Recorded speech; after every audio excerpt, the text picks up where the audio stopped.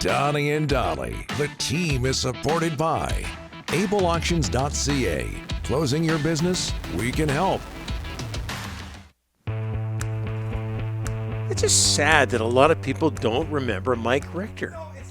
Oh, I think that's what it is. Great goalie. It's not they don't remember him. Of course they do in '94. It's just the reference that you tried to, or that person tried to make as a joke was just flat. No, I think, and I can't find the submission. I think you're BSing. I think it was actually your submission. You're claiming it was from somebody else. No, it's one of those things where you'll be driving home or you'll be on the SkyTrain today. You'll think about it and you'll have yourself a chuckle. To myself. Yes. Yeah. And anybody else who's criticizing Okay. the Mike Richter reference. All of our guests today, including Craig Button, standing by. At least we hope so after that conversation. Sponsored by Passant Motors. Stop by their dealership located at 16315 Fraser Highway in Surrey, or check them out online at Passant Motors, BASANT Motors.com. We're joined now by TSN Scotty Director Craig Button. Craig, thanks for doing this, sir. How are you? I need some context to this Mike Richter stuff. Come on, like you can't leave me flying blind here. Ryan thinks that the Americans should, their number one goaltender at the Olympics next year should be Thatcher Demko, based on him doing well at the 2020 bubble for the Canucks against Vegas. So one of our listeners, one of our viewers came up with, hey, well, why not go with Mike Richter? He was good in the 94 Stanley Cup final. I thought it was funny. I read it. Now I'm getting criticized for it. There you go. I think that's good context. I understand it. I mean, I think I got to be really careful because I really like Ryan, but I think the ridiculous take here is that Thatcher Demko should be the starting goaltender for the USA.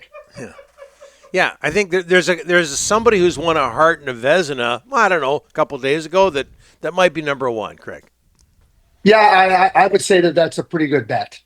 Why don't we start there? Connor Hellebuyck gets the Vezina, gets the Hart. Some people surprised by that. What about you? I wasn't surprised. He got my first place vote. And when I look at Connor and what he did this year, it's largely unprecedented. The last goaltender to do what Connor Hellebuyck did this season was Bob Froese in 1985-86. There was only three other goaltenders that have ever done what Connor Hellebuyck did this year, and that's Jacques Plante, Ken Dryden, and Bernie Parent. So he had a season for the ages.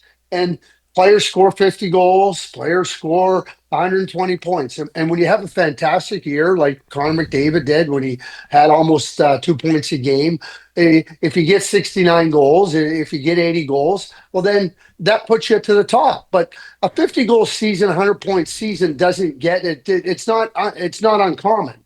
What Connor Hellebuyck this year was uncommon. Mm-hmm. And to me, that is most valuable player. Craig, I'm going to ask you to put your scouting director hat on for a second. And I'm going way back here, just a little bit after Mike Richter did his thing in 1994.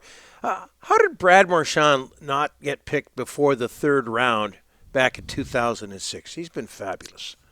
Yeah, and I mean, and Donnie and Rick, we can go over the history of smaller players that didn't get drafted very high that had fantastic careers. Brad, one of them, and I think I answered your question. You know, a smaller player that doesn't catch your eye, that doesn't have these what I call flash and dash moves. I mean, those are the players that kind of get overlooked. Jake Virtanen, I'm not trying to jump on Jake here, but Jake Virtanen, who had unbelievable physical tools and unbelievable skill, goes 6th overall because he's got this package of gifts and you're hoping that it'll translate to the NHL. So he goes 6th overall. You're not so sure about a Brad Marchand or a Braden Point. And it's as old as time that the smaller player gets overlooked. Yeah. And the player that's a little bit bigger, that has a little bit more flash and dash, doesn't get overlooked. That saying about the small player has to prove he can play and the bigger player has to prove that he can't play. And I think that it still goes on to this very day. Hey, Craig, what do you make of Florida's great first periods? The Oilers they're down 2-0, they're down 3-0. They're playing catch-up against a hockey club that's got 4 great lines, 3 good pairs. They've outscored the Oilers 11-4 in that first period of games. What's going on with the Oilers' slow starts? And 7-0 in the last 3 games, Yeah. Rick. Just to add to your stat line. Here's what I see in terms, and if I had the perfect answer or the right answer, Chris Knobloch would be asking me and paying me a lot of money because he's trying to find that answer too. Here is my answer for why the Oilers are struggling to start games and why they fall behind. They don't have very much depth. They don't have players that can go set the tone. They don't have players that can go out and give you energy. So Chris Knobloch's forced to rely on fewer players, not players like, as you point out, 3 great pairs of blue liners, 3 deep lines, even the fourth line for Florida gives them really good purposeful minutes. The Oilers simply don't have that.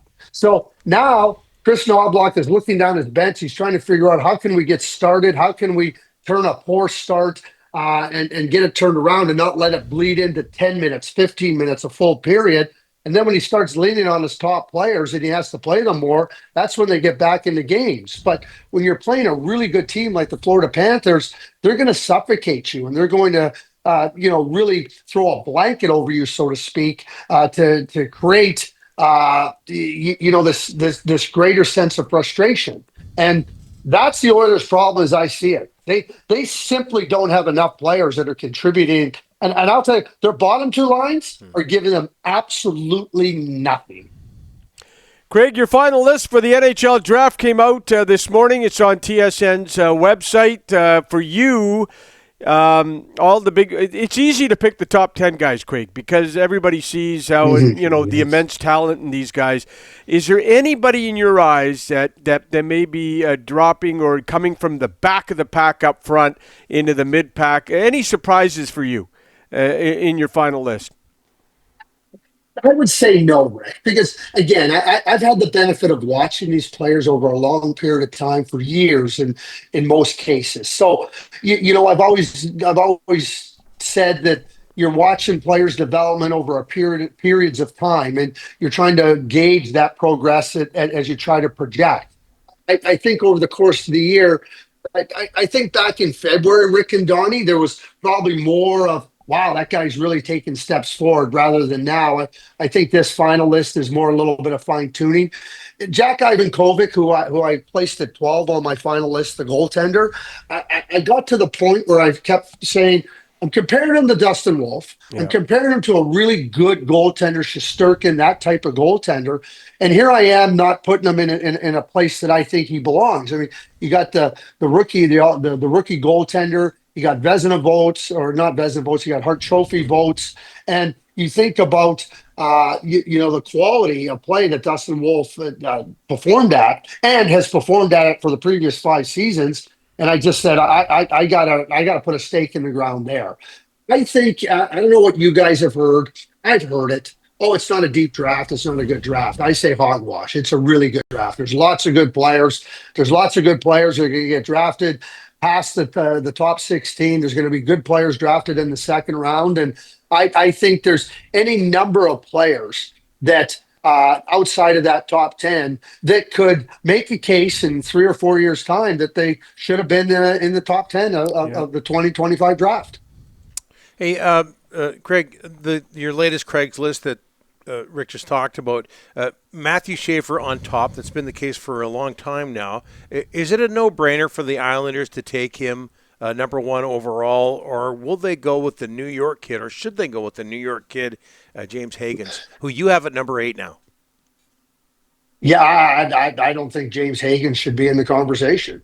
Number 1, James Higgins isn't going to sell tickets in Long Island. A winning team will sell tickets in Long Island, not a local kid. And we all love the story. I don't think he's better than 6, 7 players at least. And we can debate, should he be 5, should he be 8? I'm not going to quibble about that. But I see a clear demarcation between some of the top players and him. And so is it a no-brainer? I think what I might watch for is, do the New York Islanders trade out of that pick and try to maximize something with that first overall pick if they don't want Matthew Schaefer. Now, that being said, they were faced with a very similar decision with John Tavares versus Victor Hedman. And if we go back and look at it in time, and like John Tavares is a heck of a player, and it's not close between him and Hedman. Hedman is a franchise player, a pillar franchise superstar.